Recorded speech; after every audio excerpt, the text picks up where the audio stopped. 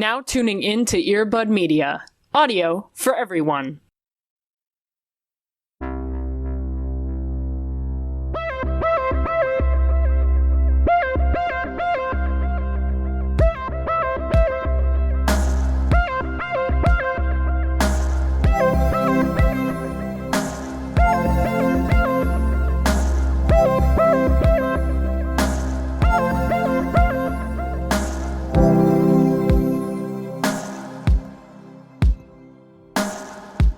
Back in the saddle. Let's go. Here we are. Back in the saddle. I don't know what we're going to do with it. We might just look at it and touch it. Yeah. But we're here. Who's to say? Right, yeah. Our decorative saddle. Hi, first of all. Hello. We're here. Welcome to another episode of Into the Twilight. We are here. We're back. We're tired. Yes. But we're here. And I cannot believe that this is happening, but it is. That we have a guest who makes me so happy in so many different ways. Jourdain, I'm so excited you are here. I'm trying to stay calm, but I'm very excited. I've listened to your podcast for quite a while now, and it brings me great joy to be able to finally have you in a space where we can just talk about Twilight. You know, so glad to be here. I've been talking about Twilight a lot recently because we recorded episodes on 50 Shades of Grey and my sucky teen romance recently on Bad Romance, so... Ugh, love it. The vampire vibes are here, for sure. They are haunting, and they are here, and I'm so happy. Jourdain, if anyone had the audacity to not know who you were, could you tell them who you are and a little bit about the Bad Romance podcast? Sure, yeah. My name is Jourdain Searles. I'm a film critic and a comedian and a screenwriter, and I have a podcast, and it's about bad romantic films, like mostly bad romantic comedies, but also some bad romantic dramas too. We did The Mountain Between Us, and the whole episode was just like, it takes so long for them to fuck. So yeah, that's a bunch of stuff that I do. I probably do other stuff. I don't know. I'm always working, and it's always movie related or comedy related, so that's who I am. Fabulous. Also the owner of an awesome new rug, if I'm not mistaken. Oh yes, it's a great rug. Got it at 50% off. Ooh. Hell yeah. We love deals. We do. One of the things that we like to do here, we did this before, but this year especially, I feel like it's been quite relevant, is to check in about how we are, as well as something that has brought us joy, since we are going to get into stuff that is not necessarily so joyful. And so, Jourdain, if you would love to start first on how you are doing and something that's made you happy recently. Well, I got a cavity filled. You know, that's very important. Hell yeah. Oh, yes. Dental hygiene. I found 1 can of pineapple soda at the pharmacy, and I drank that shit. That was delicious. And I just recently got this, Himalayan salt lamp that also, has a light in it and changes colors, and I've been staring at that all day, so doing great. Dude, I saw that video that you posted on Twitter of that, and I wanted to have it just, on loop, like a fucking Yule log shit, where it's just, on my TV in the background. I was like, these are the vibes. This is exactly what I wanted. It was so magical. relaxing. I have always wanted to get a Himalayan salt lamp for my home, but I made the mistake once of putting one in my classroom, and did have a student lick one, and I feel like that kind of messed me up personally. But I do love the ones that change color. They make me so happy. Yeah. That's the one reason I can't have a Himalayan salt lamp, because I will lick it. I can't not lick it. I will absolutely lick it. I can't even give myself that temptation. It's too much. The fucked up thing about it, too, is my student did not know that it was a salt lamp. They just thought it was a lamp, and they still licked it. 7th graders are the strongest. Yeah. Wait, 7th graders or 2nd graders? Strong. 7th. Yeah, I teach middle schoolers, unfortunately. They are my pride and joy and also terrify me endlessly. There was this thing at NYU called America Reads, and so they would have you, like, teach as, like, a work-study job. So I taught, like, 6th graders creative writing, which was it was an experience. They think they are the best writers. Oh, so yes, they do. I can imagine that your experience was full of detail. That is amazing. Cody, how the hell are you doing?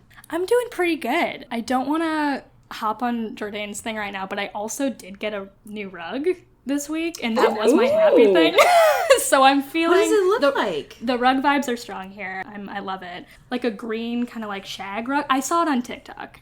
And because I'm the way I am, I see something on TikTok and I'm like, I need this. I will buy it. And also I was like, I need a rug for my room. And I was like, this is great. It was on sale. And it just looks like a little grass kind of moment. It's very cute. And I will just be taking photos on it probably till I die. That's adorable. Well, the plan. I think that's really what rugs are for. They are not for your feet. They are not to put things on top of. They are just to lay on. I want cute layouts for my Instagram, okay? I don't think it's too much to ask for. I think that you are on the right spot there. Yeah, the price of that joy is $30. So you know what? I will take that. That's a worthy investment, I think. That is fantastic. I'm so glad that we have more rug space in here. I do not have a new rug to share. I will say that in relation, I did have some juice today. And juice, your main form of sustenance. Juice, unfortunately, is one of the, 8 wonders in the world to me since I do not run on caffeine. And I did feel like running around the block. Did I do it? Absolutely not. But I did feel like just Sonic zooming around after juice today. I'm so happy for you. You deserve this. I love a juice. What kind of juice was it? Yeah, get some juice deets. What's going on here? Okay, I'm so glad that you asked. I'm so glad someone asked me. Orange pineapple juice is one of my favorites. Oh, yeah. Now, here's what I'll say. I love it. Do I also have acid reflux? Yes. Does it fuck me up? Absolutely. But it is worth it. It's so good. No, orange pineapple juice, that's the shit. Yeah, And, that shit hits. when I want to get, a little drunk, I put tequila in there. Also delicious. Fabulous. I love it so much. This is a pro juice space. Yeah. There are a lot of things that we are very pro in this space. Juice is one of them. The other one, obviously, is Kristen Stewart, but we will give her moment in just a second. Before we get into that, though, I would love to be able to hear, Jourdain, your Twilight backstory. I know we talked about a little bit before we started recording about some of the other people's opinions on vampires, but more so for you about when you first started to engage in Twilight and how, if at all, that's changed up till now. Well, I was a sophomore in high school, and in my English class, there was just reading time. There was just a time where you're just supposed to take out a book and read for a bit. And one day I didn't have a book, and so my teacher sent me to the library to get one, and I read a lot of books growing up. So I was looking through all the authors that I liked, and I had read everything, and then I just saw this book that was just plain black with just a red ribbon sliding down it, and I was just that's long, I won't have to come back and get another book later. And I thought, well, the cover is simple enough, so maybe it won't be too busy. And I just sat down and I just started reading Eclipse. And I didn't know that it was part of a series. Oh my god. Later, people told me, and it was after I had finished it, they told me. So then I went back and I read Twilight and I read New Moon, and then I grazed over Eclipse again, and then I read Breaking Dawn, which sent me into a rage that I still have not...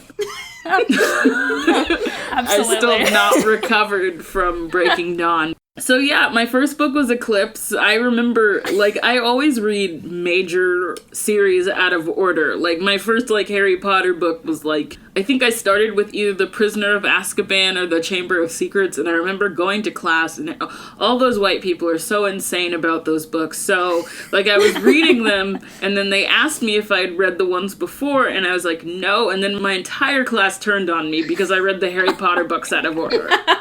Sacrilege. It was just so intense. But nobody really turned on me for reading Twilight out of order. They just didn't understand how I could just randomly pick it up and not know what it is.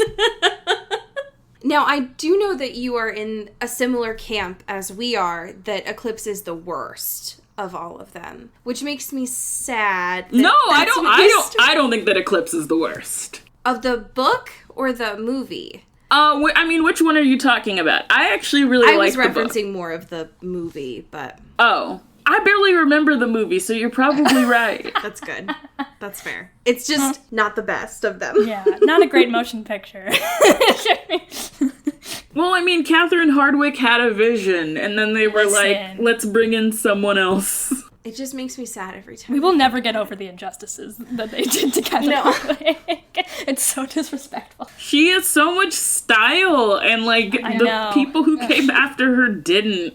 No, absolutely not. It's so frustrating. Were you able to read all of those books within that sophomore year of high school? I think so.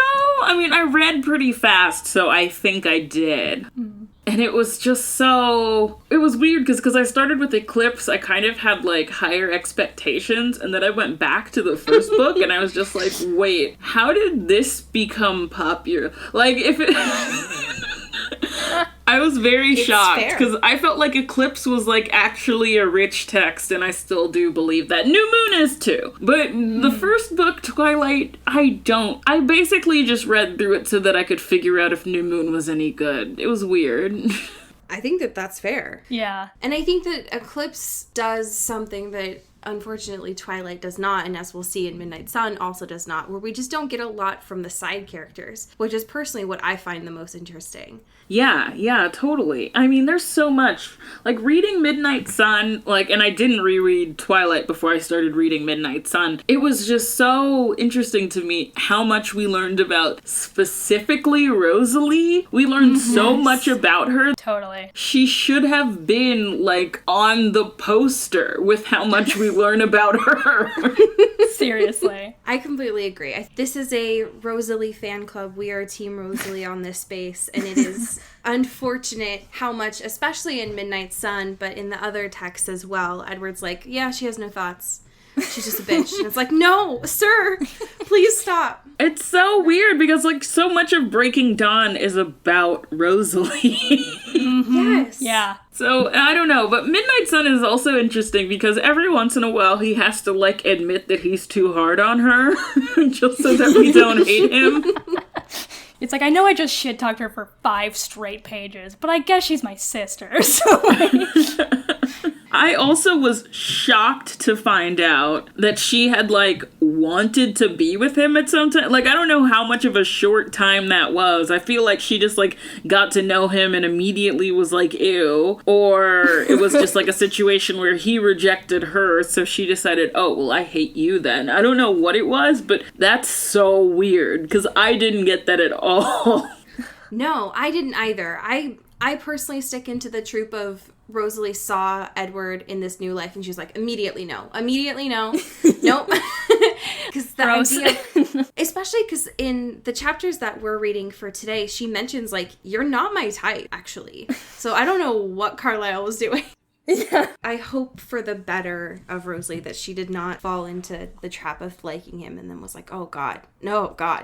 Yeah, because he's kind of just like a weird old man in this book. That's kind of my read of him. Totally. Absolutely.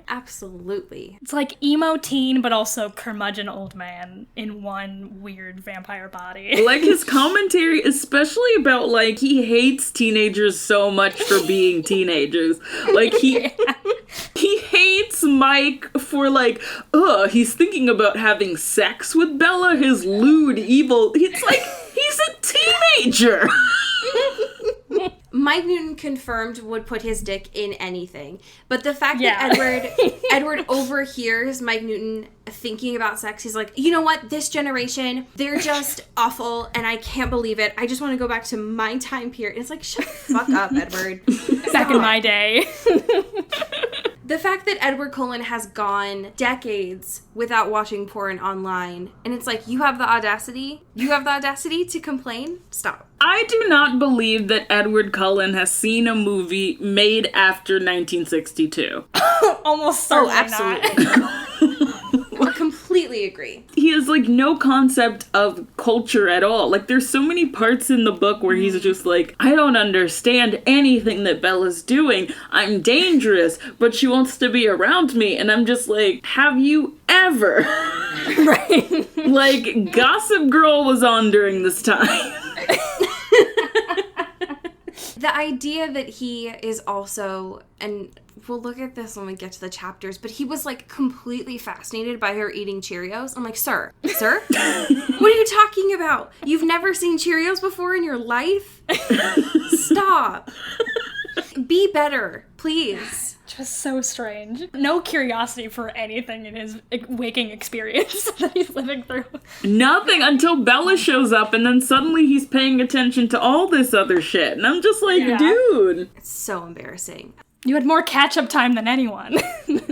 He chooses to do nothing with it. After reading those in sophomore year of high school, did you watch the movies afterwards, or when did that happen for you? Yes, I did. I watched all the movies. I think I was also, like, at some of the midnight showings. I think I do remember standing in line for Twilight. But to be fair, I'm from Georgia, and we stand in line for literally everything. Like, we're just happy to be outside.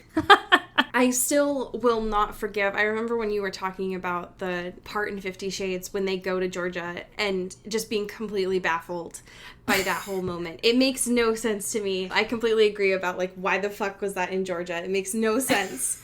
So haunting. Especially when it kind of seemed like what they would rather have done is New Orleans, which, like... Yeah, totally. Just do that then. We're in Savannah, and I'm just sitting there just like, I've been to Savannah. No, you're not. That's not where you are. So embarrassing for them. Were you planning on reading Midnight Sun when the news broke about it? Yes, like, I immediately wanted to do it because, like, this year has been really stressful, right? So I just wanted to do something with absolutely no stakes at all. And Midnight Sun is that. Yeah. Absolutely. I guess I should have asked, did you read the partial draft 4 that came out, I don't know, what was that, like a decade ago? Yes, I did. Okay, so how did those compare for you now that you're reading Midnight Sun properly? I mean, like, it's basically, the pages that I read, it was still, like, at the beginning, so it was mostly just, like, him talking shit about Jessica, which he does in this book. Yeah. Like, the whole, like, first fourth of it is him talking shit about Jessica, and then he just kind of, like, shifts to talking shit about Rosalie, and, well, first Mike Newton, then Rosalie. Like, he just, like, keeps on switching who he hates for, like, a chunk of pages. Yeah, seriously. He has just so much angst, and he just, like, can't put it anywhere else. Like, stop it. Stop it, Edward. Be better. So frustrating. I am excited to talk about the chapters that we have here. We get, like, some new content in there, which is nice. Before we get into that, though, Cody, could you do me the honor of taking us to Kristen Corner, please? Oh, it would be an honor. Thank you. Welcome back to K-Stew Corner. We're here. We got a beautiful cover story in style. Where were you when this dropped? Because I saw this on Twitter. Actually, I think I first saw this because her girlfriend posted about it on Instagram, and I was like, I gotta see what's going on. That is where I was too. Fantastic. I love them. Though we're just plugged into Dylan's like fucking socials. But it's fabulous. It's an interview with her, between her and Clea Duvall, which, like, fuck, you can, like, just all of my favorite people in one room just shooting the shit. I love it so much. There's the photos. Literally, I will be passing away. It's just unfair. It is unfair to just drop this amount of photos. There's just a moment of silence. I appreciate it very much. being able to see this interview between Clea Duvall and Kristen Stewart just reminded me that we are actually going to be getting the happiest season. I've existed in this world for so long thinking that they were just gonna edge us along and that they were gonna keep saying it was going to come out and then never happen. Yeah. This makes me feel a little bit more confident that it might actually drop this year. I'm so excited. I also love from this interview that Kristen reveals that this was like her third time ever using Zoom. That fucked me up. That her life just is not at all dependent on video conferencing in the pandemic. Like, I think she could just be like, fuck it, I'm chilling. I don't know how this works, but I'll do this. That part shook me to my core. They did like an accompanying video with this where she is answering fan mail, which are tweets that people responded to an InStyle tweet about, but they have instead had a PA write on mail from the USPS and put it in a fake box, like they have shipped it to her so that she could open them that way, you know, for the aesthetic. And it is haunting that she's like, oh yeah, no, like I don't use Zoom. I've just been like really chilling since I turned 30. And I envy that type of calm that is existing in her world that is not like Zoom happy hours and things that we are having to deal with now. What a joy. What a gift. I have baseball news. I don't often bring sports into this space. This is not a very like sports heavy show. I don't know why it would need to be. But my local paper, the Seattle Times, last week reported on the baseball scene from Twilight. And did a full in-depth analysis on that. You might be asking why. That's a great question. I mean, it's an incredible piece of cinema. Listen. It is. The people are curious. The people need to know. The 15-year anniversary came out last week, so it makes sense why they put this out. And they reference the, quote, Twilight Renaissance a lot, which really, all right, we got it.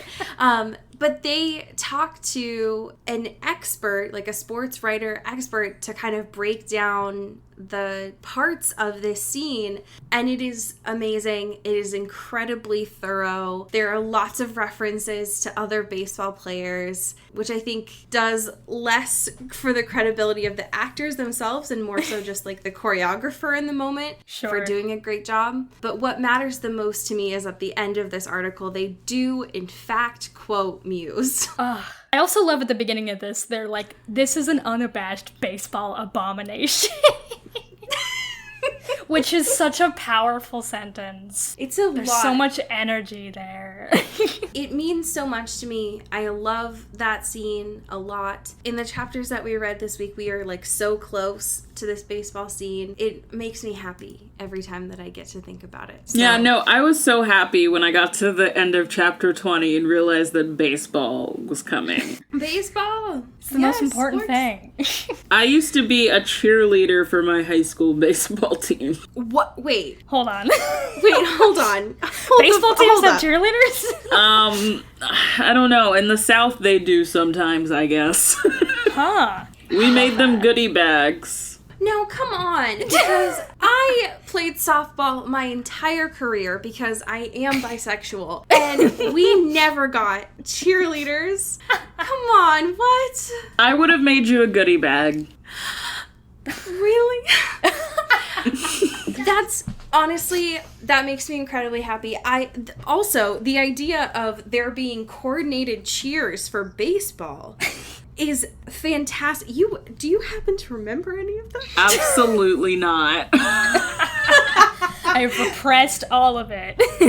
Cody, would you do me the honor of reading a listener email question that we got? Absolutely. So this is from Ashley. I recently came upon your podcast through TikTok, shout out, and it recently inspired me to reread the series again because it makes me realize that I only know the movie plot, and that hurt. When I was reading the first 2 chapters, something dawned on me. Edward might be compelling Bella. Also, might be a stretch. So, hear me out. Like in Legacies and Originals, and like some other vampire media out there, I've probably consumed, there's a huge importance to the fact that vampires can compel humans to do literally whatever. Now, taking that knowledge, I feel like he could have used those powers a smidge. It's Bella, she probably doesn't need that much persuading.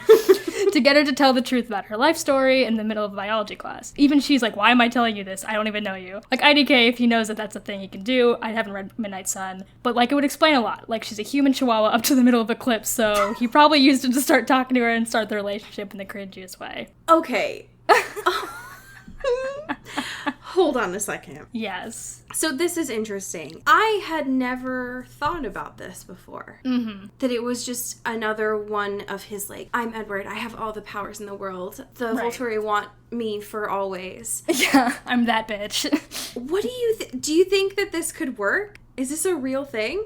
Listen, I don't think I'm as versed in vampire lore and mythology lore, but it does make sense to an extent where it's, and maybe it's like a subconscious thing too. It could be like not something he's actively doing, or he's trying so hard to like try to read her mind that he's like inadvertently like compelling her to reveal information or something. I don't know. I feel like Bella is like, I don't know. I guess in this reading, I kind of felt like Bella was a bit of a snob, and I wonder if she just like looked at him and was just like, he also looks like he's better than everyone else. They really are made for each other. Yeah, They are seriously. just...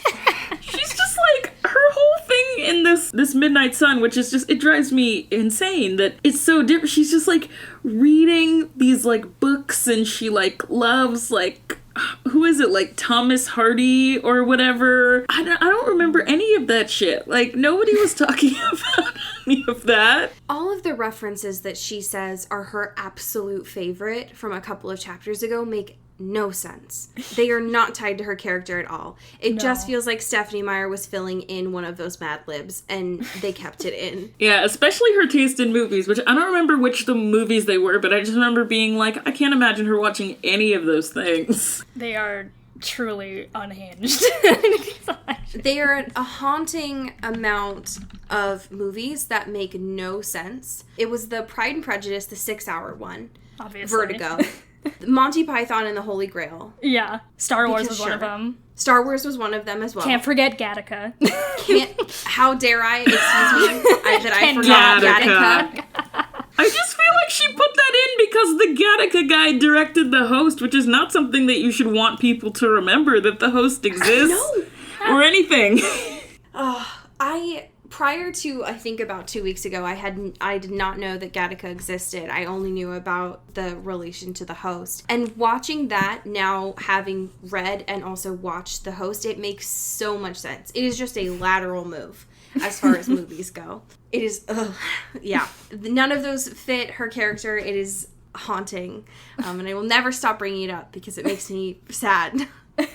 We have 2 very packed chapters of some of Twilight's like most memorable parts here, and so I'm excited to be able to talk to you about these. How have you felt up to Midnight Sun so far? What has been your general thoughts on this, Jourdain? These particular chapters or getting to these chapters? Getting to these chapters. Getting to these chapters, man, I thought that it would happen much earlier. I didn't realize how much of the book... I mean, I guess when I read it from Bella's perspective, it felt like more was happening because so much of this book is just like Edward listening to people's thoughts and reacting to them internally and then not interacting with anyone at all. And so it felt... like forever. It's just like going through his entire psyche. Like there was a point where I put down the book and I was just like, okay, I think that I understand Edward's entire thing. And then I psychoanalyzed Edward Cullen, and then it was weird. I mean, in a sense it's good because I get a better sense of who he is in this book than I did of Bella in that first book. I feel like I barely get to know Bella until the third book, really, because she's just kind of... True. She's just kind of like opaque, but in this version of it, not only is like Edward's like all the minds are chatty, Bella's also much chattier in this book, and that was interesting because I was like, do I just forget that she said these things, or did she actually never say them? I agree completely. I think that in Twilight, it definitely felt like she was more of a wallflower than she is, and in Midnight Sun it definitely comes across of like, oh no, she talks, but she just only talks to one person. And I think that has helped, even though the stuff that she is saying is awful and like it is wild that it is coming out of her mouth. I agree. It gives a little bit more personality to her that I feel like even in her version of the narration we did not get, which is wild. Yeah. I remember there's this one line that she gives that's just wild to me, and it's just like, she's talking to someone and she wants them to keep a secret, and she's just like, you know, and if you tell anyone, or if you tell her or something like that, I will gleefully beat you to death. Yeah. And I'm just like, I couldn't imagine Kristen Stewart delivering that line. I couldn't imagine really anyone delivering that line except, I guess, like, some, like, masterpiece theater kind of actor that could, like, get away with saying that. But it's like, it's not her. Like, who talks like that? No, I feel like if Kristen Stewart said that, she would just beat them. I don't know that it would necessarily be gleeful so much as it would just be dutiful at that time. Awful. That's what they would have deserved. These two chapters are incredibly interesting. Again, we still get some stuff that is obviously the same from Twilight, but being able to see it from Edward's perspective is definitely interesting. I wanted to get your thoughts on this, like, midnight walk with Rosalie. Since this is obviously something that we did not get in Twilight because Bella was just, like, KO'd and just, like, sleeping during this time. Well, for me, it was one of the most emotionally strange things. Because at first I'm just like, okay, and it's a brother and sister talking about the brother's new girlfriend. But then I really thought about it. And these are 2 centuries old beings basically having a conversation about, like, what if, I feel like the subtext is, what if Bella wants to have a family and, like, change? Like, I felt like the whole thing was like, what if Bella wants to have kids and Rosalie can't have kids? And so this whole conversation is like, what if she doesn't get to have kids? And neither one of them is saying it, but that's what the conversation is about. Right. No, I completely agree. I think that a lot of that conversation is Edward, like, begging. He's just like, let me have my 5 years. Just, like, let me play human for a little bit of time. And Rosie's like, no, dude, I know you. You're not going to say no to this girl. Yeah, you're weak as shit. You are embarrassing, and you're not going to be able to give her what she wants and also what I wanted. Oh, I mean, what she wanted. So bad. I always get frustrated having to see Rosalie through Edward's eyes, because I think this was one of those times where it took him a while to feel compassionate toward her. And it's like, sir, you've lived with this woman for decades. Why?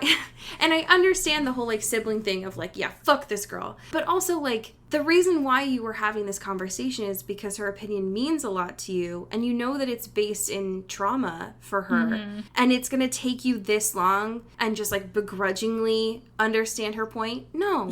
Even hear her out, you know? Well, I mean, yeah, and obviously he doesn't, because this whole fucking conversation comes up again in Midnight Sun, and it's way less chill then. Yeah, I agree. I think that it definitely shows that Edward was, like, not listening during this time, that he was, like, either just thinking about getting back to Bella's room and sitting in the corner to watch spiders, or he was incredibly entranced by the fact that they were next to water, and he was like, ooh, pretty.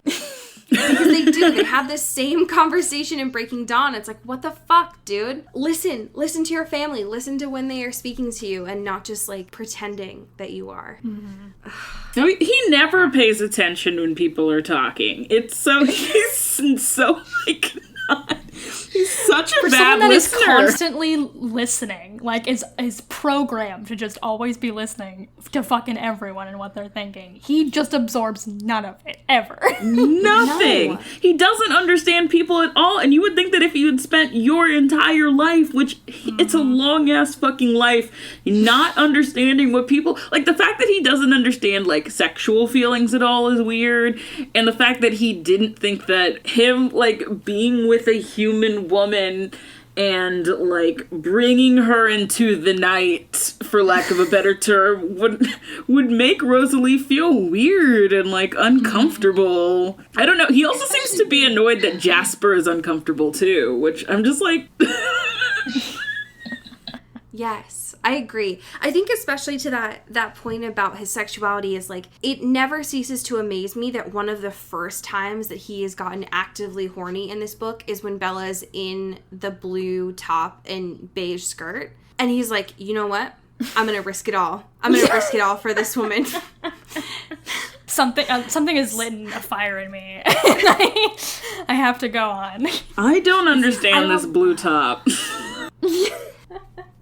I don't know either. I think, honestly, it's probably one of those, like, Stephenie Meyer racist things, because I think he always references that when she's wearing it, that it shows off her, like, pale skin. And I'm like, shut the fuck up. Stop. Stop for, like, 2 seconds, please. That or he's just never seen the color blue, and I can't tell which one is which. I don't know. I'm trying to imagine the girl that he's talking about, and I just keep on visualizing Emily Browning. It's just way easier. That makes sense. Because I don't know what he's talking about. Like, the way that he describes her is so interesting to me. Because I'm just like, who is that? Sometimes the way that he describes her does not feel like, I don't know, not like Bella, definitely not like Kristen. And so it makes sense. If I remember right, I think that Emily Browning was in talks to play Bella, or I think maybe folks just campaigned for her. But some of the time it does make a lot of sense that it's like, oh yeah, she fits better. I am curious about both of you and your opinions on when they went to the Cullen house. Like the whole no moats bit here. The Cullens are just so excited. Esme especially, first of all, love seeing Esme just in her prime, being like, this is it. I've made everything look nice. I'm going to welcome her in. She's going to feel warm and held, and it's going to be lovely. Just brings a lot of joy for me personally. It's just so sweet. Just them just being like, what's up, man? You're here. Especially when Esme is shy. A vampire being shy? Stop She just wants to impress her so bad. And I love the way, and I don't say this often of things I love in this book, but I do, anytime that there is descriptions of Esme, I do relish in them. Especially when Edward's like, yeah, she's just a total homebody. She just doesn't want to talk to anyone. She just wants to stay here and make his house look pretty for no one in particular other than herself, which is great. But this is her moment to shine. All that work, it's worth it. I love that for her. Yeah, seriously, she deserves it. And like, Edward's like, oh, the second that Bella like sees Carlisle, she feels like less nervous and less stressed out, which is like the beauty of Carlisle, baby. Like that's just the most comforting presence in the world. I love him. I love all of them. I love that Alice waits for her cue and then just literally busts ass down the stairs. Okay, Alice? Just to scare her. My God. National treasure, Alice Cullen. Okay, you know, I've never really had strong opinions about Alice until I read Midnight Sun. Like, at first I was just like, okay, she's just like a nice girl. She's, you know, she wants everybody to get along, and she's like, you know, the kind of stereotypical, like, she's little, but like, everybody does what she says kind of like thing. But in Midnight Sun, the way that Edward talks about her, she seems to be like the only person aside from Bella that he respects, and it's so weird because he'll just like go on and on and on about how Alice is the best fucking person in the world. She's incredible. She's astonishing, and I'm just like, because the only other person you talk about like this is somebody that you like feel romantic feelings for, I just constantly found myself in pages. Does he want to fuck Alice? That's a fair question. Yeah, that's fair. It honestly feels like sometimes that he describes her as if Alice is the only person that can, like, keep up with him and is, like, as smart as him. And it's like, There's definitely that energy, because it's just like, oh, we both have powers, and we're both, like, better than everyone, and, like, because, like, Jasper is weak, and Rosalie is vain, and Emmett is just Emmett, and Emmett's vibing just in the corner. He just has I love how he has, like, nothing to say about Emmett ever. Emmett's just like, he's hot, he's here. Yeah, he's wrestling a bear somewhere, don't worry about it. Oh my god, okay, so when I found out that he had been mauled by a bear, which I don't know how I forgot about that, I just kept, do you guys watch Riverdale? Oh my god, yeah. Oh my god. Okay, so, like, do you remember how not only Archie gets mauled by a bear, and I remember this because there's the whole episode where he's, like, bleeding out in a cabin and nobody knows where he is, and the episode's called No Exit, and it's fucking... If you watch any episode of Riverdale, that one is incredible. But not just him getting mauled by a bear, but then later on, like, I think in the same season, he gets mauled by a giant person in a bear costume. What a perfect show. Just what an astounding piece of work. So now when I think of Emmett, I just see Archie's face. Emmett is a true himbo. I appreciate him for Yes, not really absolutely. existing in this book, except when he needs to annoy the shit out of Edward in Spanish, Yeah.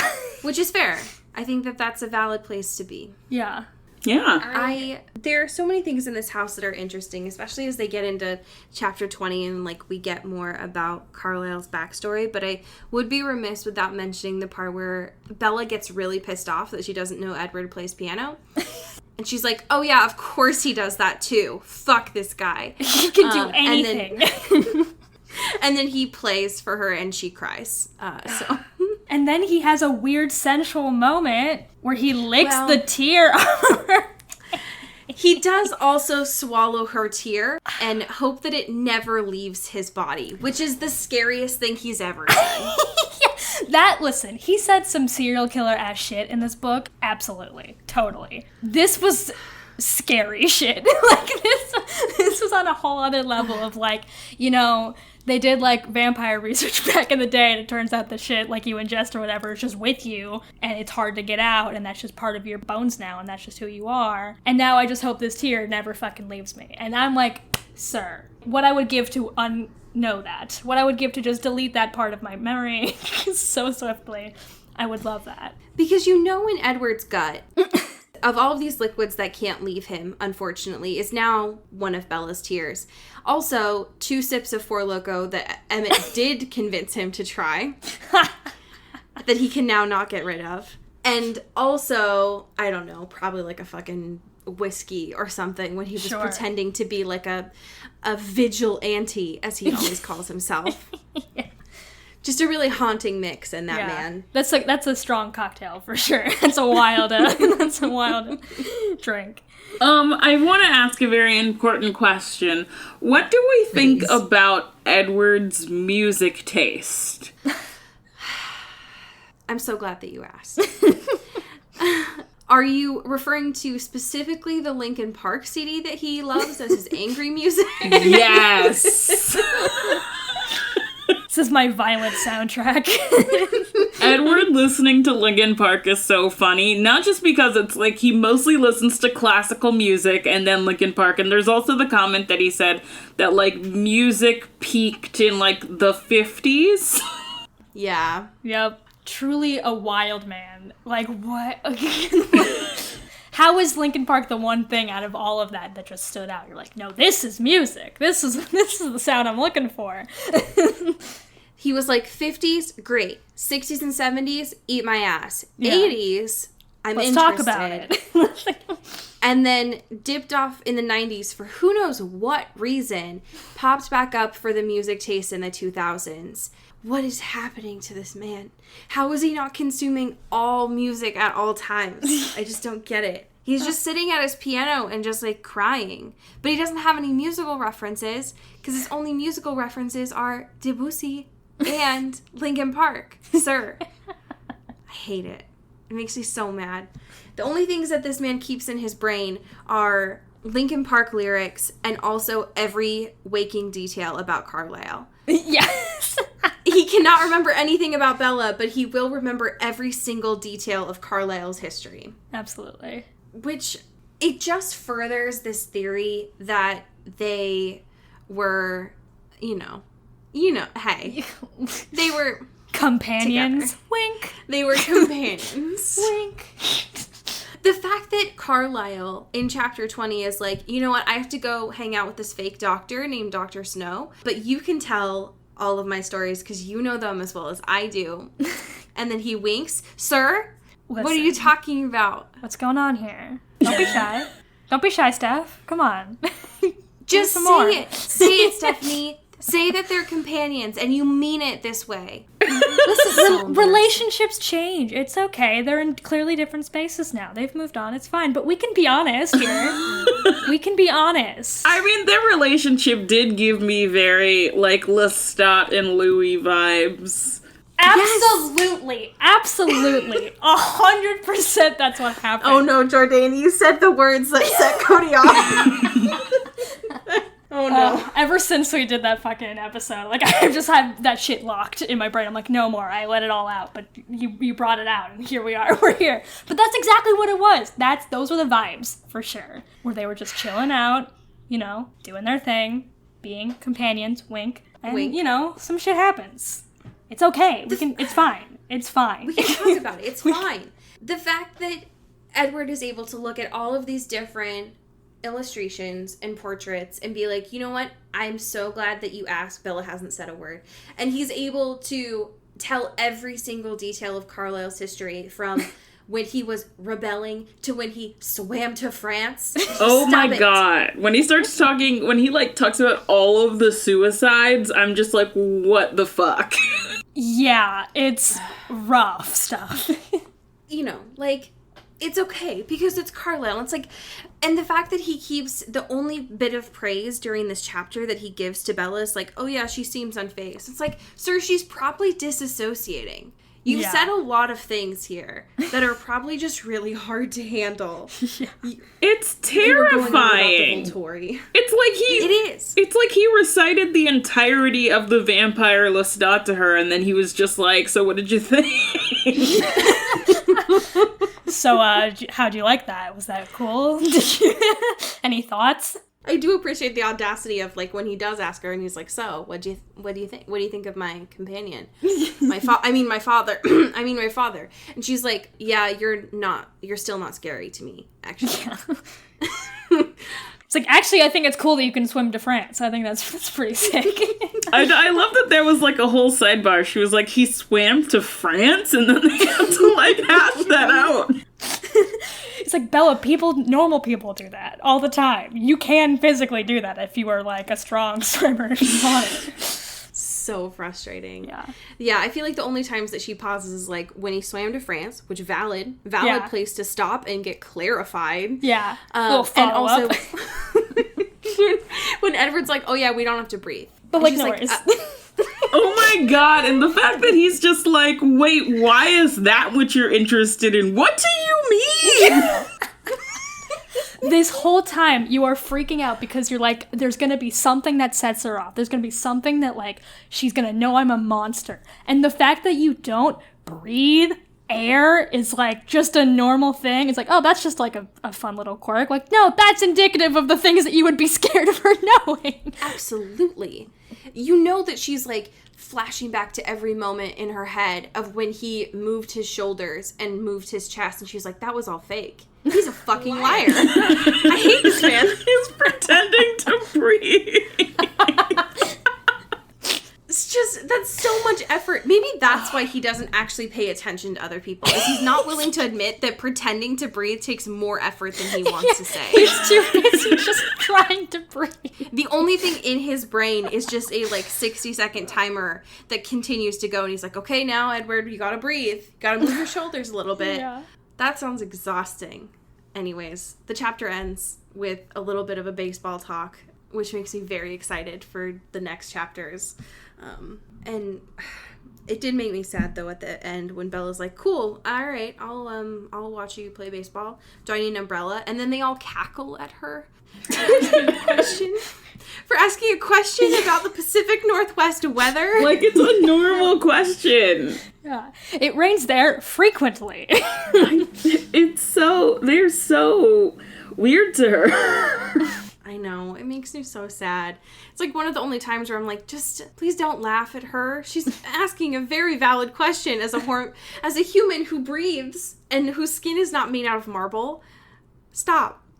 So I wonder if this book, it probably won't, because why would it open up that Pandora's box without getting into more stuff? But do you just become a white person when you get turned into a vampire? Like, I know it's not like the traditional version of whiteness, but like, does it just make you white? I'm so glad that you brought this up, because according to Stephenie Meyer, yes. Yes.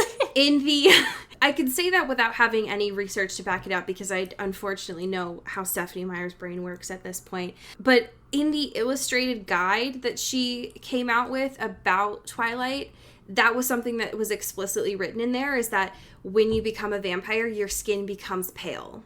Yeah.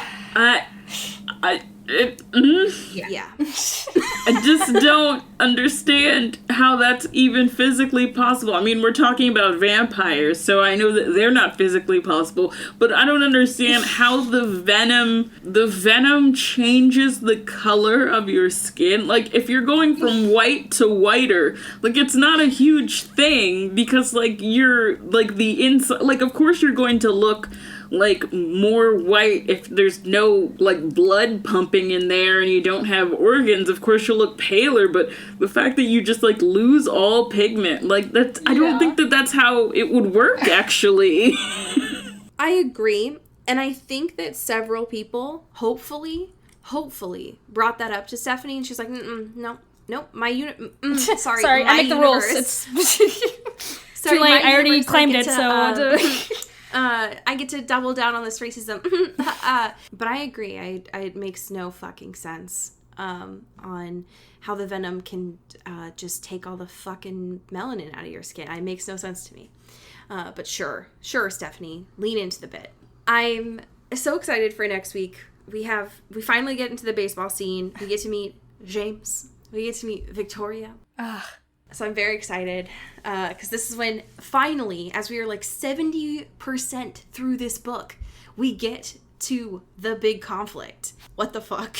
But sure. Oh, yeah, because they do mention, visitors are coming. I kept on thinking about it, because it's like, it's not even big foreshadowing, because everybody seems to not really care. No, they just don't realize that it's, like, best tracker of all, James, because sure. But yeah, I'm excited to get this from Edward's perspective. I hope it is just the word baseball written about 1,000 times. Baseball. I hope that in the presence of a baseball, Edward's brain regresses into one of a dog, and he can only focus on the ball and nothing else. Will that happen? No, but it's what I'm hoping for. Yeah. I am so glad to be able to thank our patrons today for allowing us to be able to talk for an hour about Twilight. We have some amazing people to thank here, who are also getting a Halloween card coming soon. Not to give you a spoiler on this, but I did share the photo with Cody last week. It's terrifying. It's the most haunted shit I've ever seen in my life. So get ready, and I will also... Allie's also sending one to me, so I can't wait for that to just curse my space. I can't wait for it to truly bring you a curse. Yeah. So I'm very excited for that. The first fantastic patron I have to thank is Kylie Minty, so thank you. Boing, boing, boing. Pew, pew. Thank you, Elizabeth James. The next patron that we have is Jess Love. Oh, thank you, Alex Dornan. And Carrie Goldberg. Boing, boing, boing. Pew, pew, pew. Shout out Mickey Meyer. Pew, pew, pew. Yeah. Maybe one day we'll actually have music behind this, but it's okay. No, I like today's not the day. We do our own Foley work here. Keeps us humble. We do the views. Shout out to Zoe Steele. Boing, boing, boing. Shout out Rebecca Cullen. Pew, pew, pew. Boing. And Amy Taylor. Thank you. Boing, boing. Shout out Mulch Gray. I wish that at this time, every time that I saw Mulch's name did not make me laugh, but it does. It's such a good name. I appreciate that. I love it. Thank you to our unofficial intern, Taylor Brown Town Watner. Hell yeah. Shout out Kelly Beck. That's my mom. Our mom. Thank you to Aaron Salinger. Ooh. Shout out Sophia Salinger. Thank you to Donna Kavanaugh. Ow.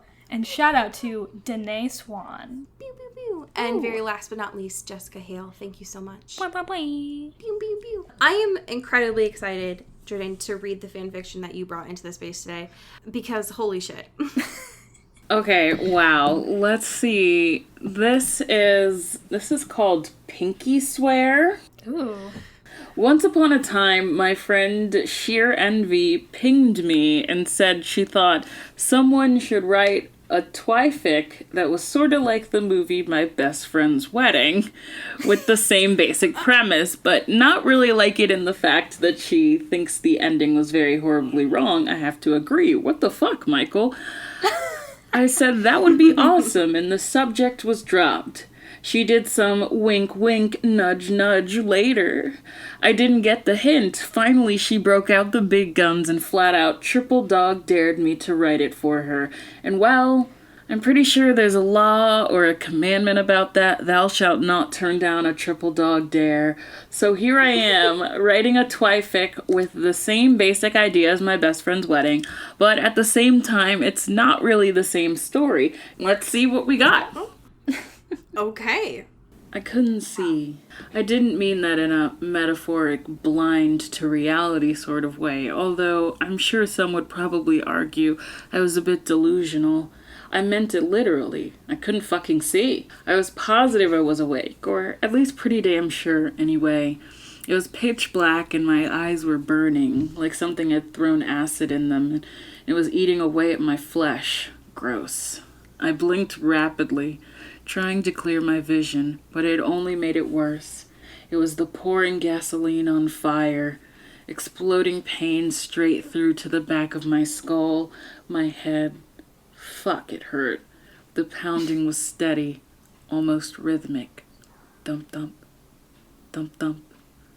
I wanted to rip it off, detach it from my neck just to make it stop. I groaned, but just doing that hurt too. My mouth was dry and my throat was scratchy, making it hard to swallow. It felt raw, like I'd been screaming for hours. Shit. Had I? I couldn't seem to remember. I shifted position, the pain ripping from my head to my toes. It felt like it ran deep, way down to my bones. Every inch of it was sore. My first thought was that I'd been hit by a truck, or maybe beaten with a baseball bat. Muscles I didn't even know I had ached. I felt dead. Fuck. Was I dead? No. Even death couldn't feel this bad. I was laying on something that felt suspiciously like a bed, but it was definitely not mine. It was hard and lumpy, with springs jutting into my back. I rolled over onto my side and it took some effort, but I managed to pull myself up to sit. And that's when the stench hit me. God, it was awful. It smelled like pure ass. I grimaced and looked around the darkness for the source, but after a moment it dawned on me. It was me. Damn. Wow. Snaps. That was beautiful. Amazing. That was incredible work. Thank you so much for sharing that. That was quite a tale. Before we close out for today, where can folks find and support your work online? You can find me on Twitter and Instagram at JOURDAYEN. I have a Patreon, patreon.com/Jourdain Searles. At least I'm pretty sure that's what it is. You can support Bad Romance Pod, go to our Patreon, patreon.com/Bad Romance Pod. I'm around, I'm here. I created an... I'm just chilling out here, You can at me, I'll talk to you. I'm a nice person. Hell yeah. I love it. I think being able to support another patron of the media criticisms and of a podcast sounds amazing. I think the Venn diagram of interest here is just a circle, honestly. Jourdain, it has been an absolute blast having you here on the show. Thank you so much for your time today.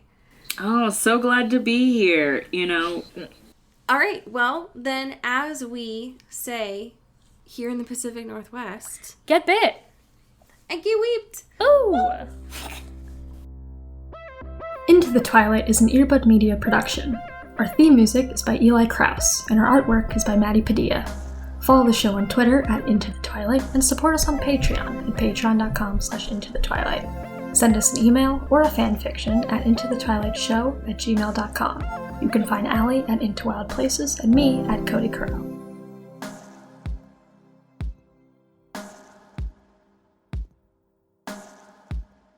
You've been listening to Earbud Media Production. Earbud Media, audio for everyone.